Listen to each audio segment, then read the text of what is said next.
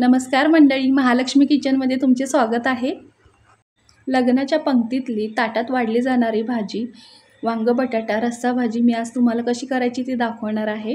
इतर समारंभात किंवा महाप्रसाद असतो तेव्हा कोल्हापुरात ही भाजी असते आणि खूप फेमस आहे. ही भाजी सगळ्यांना खूप आवडते आणि त्याच चवीची आज मी घरगुती पद्धतीने कशी करायची ती तुम्हाला दाखवणार आहे.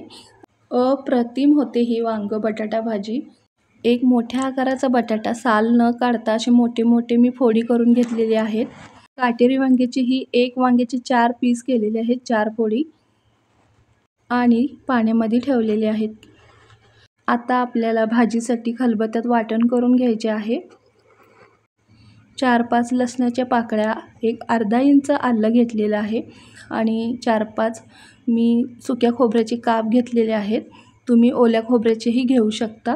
अप्रतिम चव लागते ह्या मसाल्याने त्या भाजीला.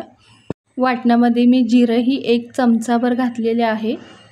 मी खलबत्त्यामध्ये मसाला केलेला आहे हा.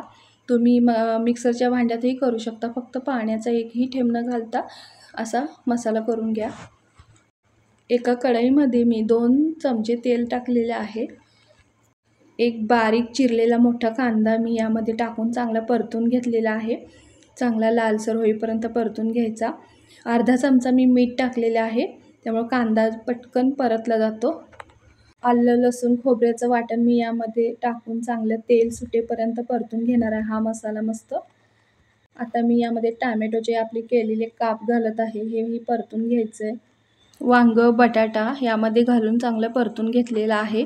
4-5 कढीपत्त्याची पानं घालून मी परतून घेतलं आहे. परत कढीपत्त्यामुळे छान फ्लेवर येतो याला.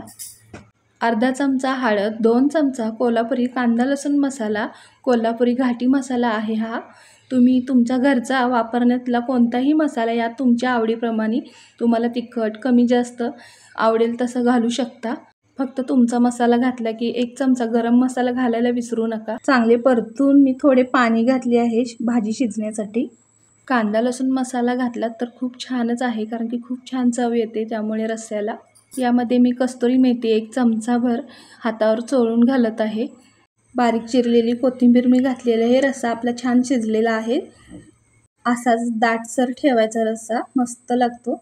सगळा घरभर ह्याचा सुवास दरवळतोय. अप्रतिम लागते वांग रस्सा भाजी, जशी की लग्नाच्या पंक्तीतच आपण जेवायला बसलोय. नक्की ट्राय करून बघा अशा प्रकारे तुम्ही पण वांग बटाटा रस्सा भाजी. महालक्ष्मी किचनला सबस्क्राईब करायला विसरू नका आणि तुम्हाला रेसिपी आवडली असलं तर लाईक शेअर करायलाही विसरू नका. माझी प्रत्येक रेसिपी परफेक्ट आणि चविष्ट, कमी मसाल्यांमध्ये झटपट असते. तुम्हीही नक्की या पद्धतीने ट्राय करून बघा, तुम्हालाही नक्की आवडतील.